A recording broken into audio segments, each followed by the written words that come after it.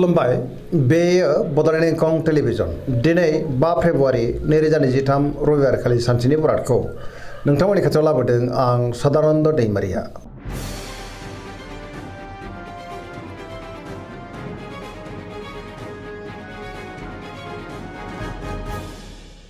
सिगां फरायनो लादों मेष राशि गिबि हांखो अ ल दिनैनि साना जोबोर मोजां गोसोआ दिनै जोबोर खुसि जागोन धोरोमारि बिथिङावबो गोसो दुंखांनो हागौ बहानिफ्रायबा मोजां खौरां फैनोबो हागौ जेनिबो आंखाल जानाय नङा मोनफ्रोमबो बिथिङावनो जाफुंसारगोन बहाबा दावबायनो एबा हान्थिनो खाबु मोननो हागोन आरो मोजाङैनो हान्थिनोबो हागोन मावनो लानाय खामानिखौ थि समावनो आरो गोरलैयैनो मावफुंनो हागोन गोसोखौ दिनै जोबोर गोजोननाय मोनगोन देहाया मोजाङै थागोन सोरबा लोगोनिफ्राय मोजां खौरां फैनोबो हागौ रांखावरियाव मोजां होनजायो गोबां धोन आरजिनो हागोन आयाबो दिनै बांनो हागौ बेफार फालांगियाव जोबोर मोजां मुलाम्फा मोनगोन सोरबा लोगोनिफ्राय थोजासे हेफाजाब मोनगोन न'खराव दिनै बिसि फिसायनि गेजेराव अननानै फैगोन बिमा-बिफानि अननाय आदरखौबो दिनै मोननो हागौ बिदा-फंबायनिफ्रायबो थोजासे हेफाजाब मोनगोन गुबुननि गोसोखौ गोरलैयैनो बोनोबो हागोन गोसोनि बोलोआबो बांगोन समाजाव दिनै मान मोनगोन लाइमोनफोरा जोबोर रमान्टिक जागोन आरो गोसोनि साननायखौ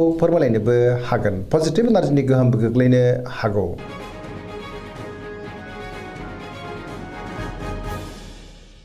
वृष राशि गिबि हांखो इ उ ब दिनैनि साना जोबोर मोजां गोसोनि साननाया जाफुंनो हागौ गोसोखौ दिनै जोबोर गोजोननाय मोनगोन गोसोनि बोलोआ बांगोन सिगांनि बबेबा आद्रा खामानिया दिनै मावफुंजानो हागौ मावनो लानाय खामानिखौबो थि समावनो मावफुंनो हागोन समाजाव मान मोनगोन रांखावरियाव मोजां बेफार फालांगियाव मोजां होनजायो आयाबो दिनै बांनो हागौ गुबुनजों मोजां सोमोन्दो लाखिनोबो रोंगोन न'खराव बिसि फिसायनि गेजेराव अननानै फैगोन बिदा फंबायजों मोजां सोमोन्दो हागोन सोरजोंबा बाख्नायजानोबो हागौ देहाया दिनै मोजाङै थागोन गुबुननिफ्राय थोजासे हेफाजाब मोनगोन लाइमोनफोरनि गोसोआ दिनै जोबोर रमान्टिक जागोन आरो गोसोनि साननायखौ फोरमायलायनोबो हागोन सोरबा लोगोनिफ्राय थोजासे हेफाजाब मोननो हागौ पजिटिभ एनार्जिनिबो गोहोम गोग्लैनो हागौ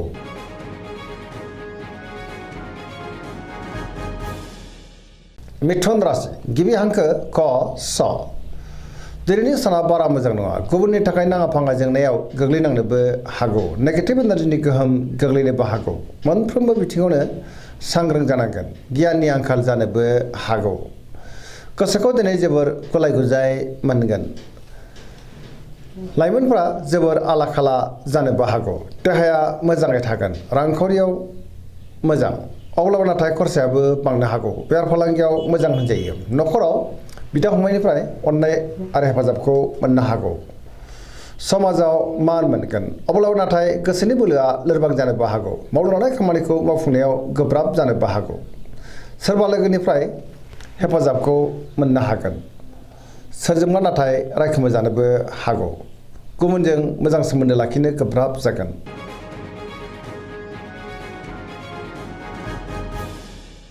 कर्कट राशि गिबि हांखो ड ह दिनैनि साना जोबोर मोजां गोसोखौ दिनै जोबोर गोजोननाय मोनगोन धोरोमारि बिथिङाव गोसो दुंखांनो हागौ सोरबा लोगोजों बाख्नाय जानो हागौ गोसोनि साननायफोरा दिनै मोगथाङाव जाफुंगोन गोसोआव पजिटिभ साननाय फैनोबो हागौ गुबुननि थाखाय गोबां मोजां खामानि मावनानै होनोबो हागोन मावनो लानाय खामानिखौ थि समावनो आरो गोरलैयैनो मावफुंनो हागोन रांखावरियाव मोजां बेफार फालांगियावबो मोजां होनजायो अब्लाबो नाथाय सांग्रां जानांगोन खहाबो जानांनो हागौ समाजाव दिनै लोगो लेवा बांगोन देहाया मोजाङै थागोन गुबुननिफ्राय हेफाजाब मोननो हागौ न'खराव बिसि फिसायनि गेजेराव अननानै फैगोन समाजावबो दिनै मान मोनगोन फरायसाफ्रा दिनै फरायनायाव गोसो दुंखांगोन आरो मोजां फिथाइ मोनगोन गुबुनजों मोजां सोमोन्दो लाखिनो रोंगोन पजिटिभ एनार्जिनि गोहोम गोग्लैगोन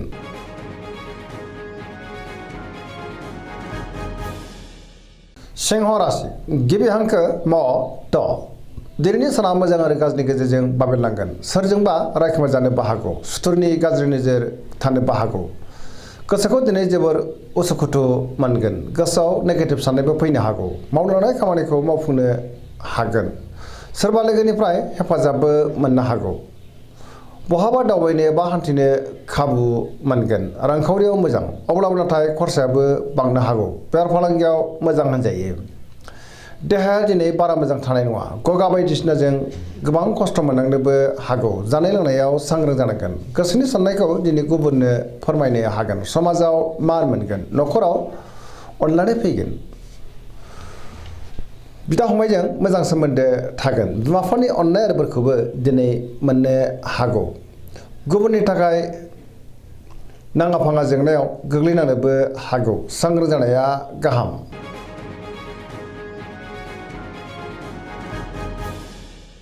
कन्या राशि गिबि हांखो प ट दिनैनि साना जोबोर मोजां गोसोआव दिनै पजिटिभ साननाय फैगोन गोथों आरो गोग्गो साननो रोंगोन गियाननि आंखाल जानाय नङा मोनफ्रोमबो खामानिखौनो दिनै मोजाङैनो मावफुंलांनो हागोन रांखावरियाव जोबोर मोजां अब्लाबो नाथाय खरसायाबो बांगोन बेफार फालांगियाव दिनै जोबोर मोजां मुलाम्फा मोननो हागोन देहाया मोजाङै थागोन गोबां मुंदांखा सुबुंजों दिनै लोगो मोनज्लायनो हागौ न'खराव बिसि फिसायनि गेजेराव अननानै फैगोन गोबां खामानियाव दिनै मुखुबबो थागोन सोरजोंबा बाख्नाय जानो हागौ गोसोआ दिनै जोबोर खुसि जागोन पजिटिभ एनार्जिनि गोहोमबो गोग्लैनो हागौ लाइमोनफ्रा दिनै जोबोर रमान्टिक जागोन आरो गावबा गावनि गोसोनि साननायखौ फोरमायलायनोबो हागोन धोरोमारि बिथिङाव गोसो दुंखांनो हागौ बहाबा दावबायनो एबा हान्थिनो खाबु मोनगोन आरो पजिटिभ एनार्जिनि गोहोमबो गोग्लैगोन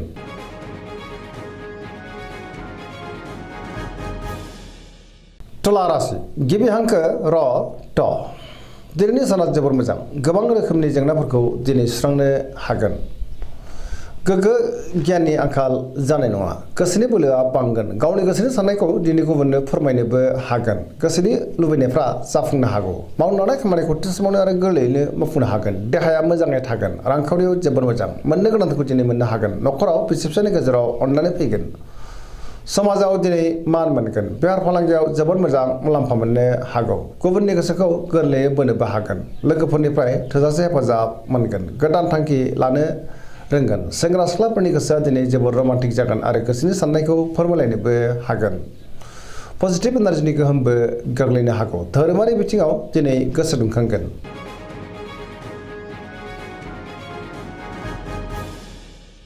वृश्चिक राशि गिबि हांखो न स दिनैनि साना जोबोर मोजां बहाबा हान्थिनो एबा दावबायनो खाबु मोननोबो हागौ पजिटिभ एनार्जिनि गोहोमबो गोग्लैगोन समाजाव दिनै लोगो लेवा बांगोन सोरबा गोजाम लोगोजों बहाबा लोगो मोनज्लायनो हागौ गोसोआव दिनै गोग्गो आरो गोथां साननाय फैगोन मावनो लानाय खामानिखौ थि समावनो आरो गोरलैयैनो मावफुंनो हागोन समाजावबो बयजोंबो मान होजागोन गुबुननिफ्राय थोजासे हेफाजाब मोननोबो हागौ गोसोनि साननायफ्रा दिनै मोगथाङाव जाफुंगोन गोसोनि बोलोआबो बांनो हागौ समाजाव मान मोनगोन न'खराव बिसि फिसायजों मोजां सोमोन्दो थागोन आरो बिमा बिफानि अननाय आरोफोरखौ मोननो हागौ रांखावरियाव मोजां अब्लाबो नाथाय खरसायाबो बांगोन बेफार फालांगियावबो मोजां होनजायो देहाया मोजाङै थागोन गुबुननिफ्राय थोजासे हेफाजाब मोननो हागौ फरायसाफ्रा दिनै फरायनायाव गोसो दुंखांगोन आरो मोजां फिथाइ मोनगोन सेंग्रा सिख्लाफ्रा जोबोर रमान्टिक जागोन आरो गोसोनि साननायखौ फोरमायलायनोबो हागोन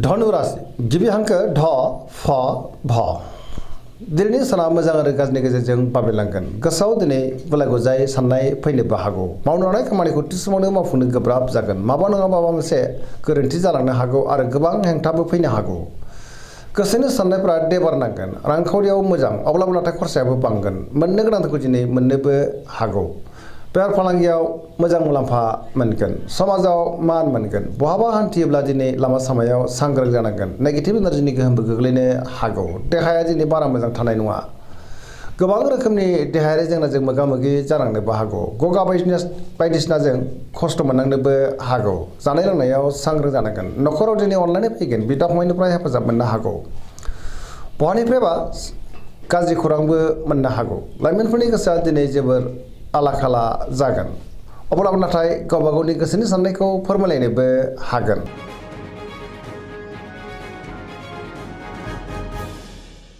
मकर राशि गिबि हांखो ख ज दिनैनि साना जोबोर मोजां गोसोनि साननायफ्रा मोगथाङाव जाफुंनोबो हागौ मावनो लानाय खामानिखौ थि समावनो आरो गोरलैयैनो मावफुंनो हागोन रांखावरियाव जोबोर मोजां अब्लाबो नाथाय खरसायाबो बांगोन बेफार फालांगियाव दिनै जोबोर मोजां मुलाम्फा मोनगोन मोननो गोनांखौ मोननोबो हागौ सोरजोंबा बाख्नाय जानो हागौ गुबुनजों मोजां सोमोन्दो लाखिनो रोंगोन मोनफ्रोमबो खामानिखौ दिनै मोजाङैनो मावफुंलांनो हागोन पजिटिभ एनार्जिनि गोहोमबो गोग्लैनो हागौ गोदान खामानियाव आखाइ होजेननोबो हागोन बिदा फंबायनिफ्राय थोजासे हेफाजाब मोनगोन बिमा बिफानि अननाय आरोफोरखौबो मोननो हागौ लाइमोनफ्रा गावबा गावनि गोसोनि साननायखौ फोरमायलायनो हागोन आरो गोसोआ दिनै जोबोर रमान्टिकबो जागोन। फरायसाफ्रा दिनै फरायनायाव गोसो दुंखांगोन आरो मोजां फिथाइ मोनगोन।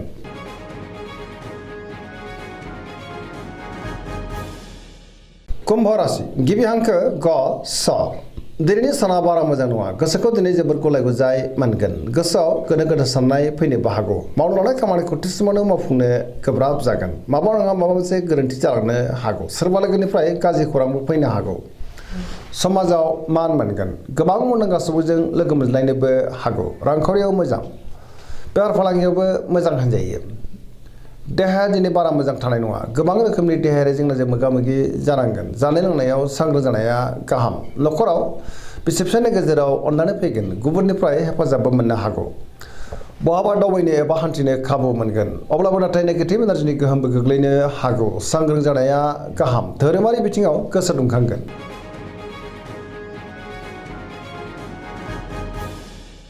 मीन राशि गिबि हांखो ड स दिनैनि साना जोबोर मोजां। सोरजोंबा बाख्नाय जानो हागौ। धोरोमारि बिथिङाव गोसो दुंखांगोन। गुबुननि थाखाय गोबां मोजां खामानि मावनानै होनोबो हागोन। सोरबा लोगोनिफ्राय मोजां खौरां फैनोबो हागौ। गोसोआव दिनै पजिटिभ साननाय फैगोन। गोथों आरो गोग्गो साननो रोंगोन। गियाननि आंखाल जानाय नङा। गावनि गोसोनि साननायखौ दिनै गुबुननो फोरमायनोबो हागोन। देहाया मोजाङै थागोन। अब्लाबो नाथाय जानाय लोंनायाव सांग्रां जानांगोन। रांखावरियाव मोजां। बेफार फालांगियावबो मोजां होनजायो। न'खरावबो अननानै फैगोन।